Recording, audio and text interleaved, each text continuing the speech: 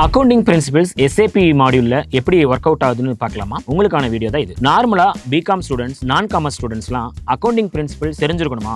SAP Finance படிக்கிறதுக்குன்னு யோசிக்கிறாங்க இல்லையா? கட்டாயம் தெரிஞ்சிருக்கணும். அதை மாடர்ன் அப்ரோச்ல சொல்லி கொடுக்கறதுக்கும் இன்னைக்கு அவைலபிலிட்டி இருக்கிறதுனால அதை பத்தியான ஒரீஸ் உங்களுக்கு தேவையில்லை. ஸோ கோல்டன் ரூல்ஸ் படிச்சு வந்த கிளாசிக் அக்கவுண்டிங் ஸ்டூடெண்டா இருந்தாலும் சரி, மாடர்ன் அப்ரோச் அடாப்ட் ஆகக்கூடிய லேட்டஸ்டா நான் காமர்ஸ் ஸ்டூடெண்ட்ஸா இருந்தாலும் சரி, அக்கவுண்டிங் பிரின்சிபல் அப்படின்னு சொல்றது SAPல ரொம்பவே மேப் பண்ணிருக்காங்க. அதை பத்தி என்னன்னு கொஞ்சம் தெரிஞ்சுக்கலாம். ஃபர்ஸ்ட் ஒன் செக்மெண்ட் ரிப்போர்ட்டிங் சொல்றாங்க. செக்மெண்ட் ரிப்போர்ட்டிங் அப்படின்னா ஒரு பிராண்ட்ஸ் ஆகட்டும் அல்லது ஒரு ப்ராடக்ட்ஸ் ஆகட்டும் அது செக்மெண்ட் வைஸ்ல பிரிச்சுட்டு அதோட அக்கவுண்டிங்க செப்பரேட்டா பார்க்குற ஒரு அழகான நடைமுறை. இதை வந்து SAPல செக்மெண்ட் ரிப்போர்ட்டிங் அப்படின்னு சொல்றாங்க. இந்த செக்மெண்ட் ரிப்போர்ட்டிங் ஒவ்வொரு ப்ராஃபிட் சென்டர் அக்கவுண்டிங் கூடயும் கம்யூனிகேட் பண்ணுது. ஸோ நீங்க ஏதாவது ஒரு பொருள் வாங்குறீங்க அப்படின்னா அதை முதல்ல உங்களுக்கு கொடுக்கக்கூடிய ப்ராஃபிட்டா இருக்கு அப்படின்னு பிரிச்சுக்கிட்டு அந்த ப்ராஃபிட் சென்டர் பேஸ் பண்ணி செக்மெண்ட் ரிப்போர்ட்டிங் ஆட் ஆன். இது உங்களுக்கு இன்னும் ஈஸியா புரியணும்னா ரொம்ப சிம்பிளா சொல்லலாம். இன்னைக்கு நம்மள்ட்ட நிறைய மொபைல் இருக்கலாம். மொபைல் மாடல் ABC அந்த மாதிரி இருக்கலாம். பிராண்ட் ஒரே ஒரு பிராண்ட். ஸோ இந்த பிராண்ட் அப்படின்னு சொல்றது மொபைல் செக்மெண்டா, அதுல ABC அப்படின்னு சொல்லக்கூடியது எல்லாமே ப்ராஃபிட் சென்டரா. இந்த செக்மெண்ட் அந்த ப்ராஃபிட் சென்டரும் ஒர்க் அவுட் பண்ணிட்டு அது ஒரு ரிப்போர்ட்டிங்கா எடுத்து காட்டும் பொழுது கட்டாயம் அக்கவுண்டிங் பிரின்சிபல்ஸ் தேவைப்படும். என்னதான் ஃப்ரண்ட் எண்ட்ல செக்மெண்ட் ரிப்போர்ட்டிங் இருந்தாலும் பேக் எண்ட்ல அக்கவுண்டிங் பாலிசியோட மேப் ஆயிரும். அது என்ன அக்கவுண்டிங் பிரின்சிபல்ஸ் அப்படின்னு நீங்க கேக்குறீங்க. அதுல ஃபர்ஸ்ட் ஒன் IFRS. இன்னைக்கு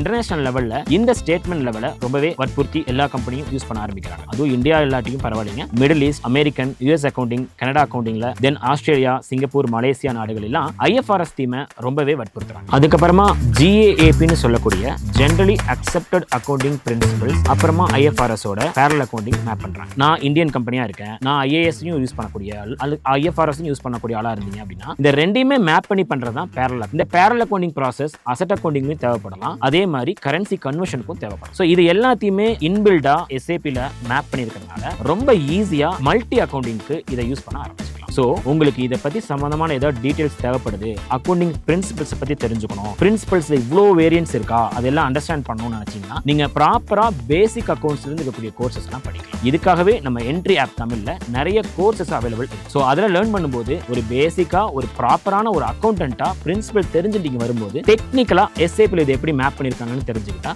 ஈஸியா உங்களால சர்வே பண்ண முடியும் இந்த பாலிசியில. மேலும் அக்கவுண்டிங் சம்பந்தப்பட்ட டீடைல்ஸ் தேவை அப்படின்னா நீங்க நம்மள ஃபாலோ பண்ணலாம். இந்த வீடியோ உங்களுக்கு ரொம்ப யூஸ்ஃபுல்லான வீடியோ அமைஞ்சிருக்கும் நம்புறேன். நன்றி.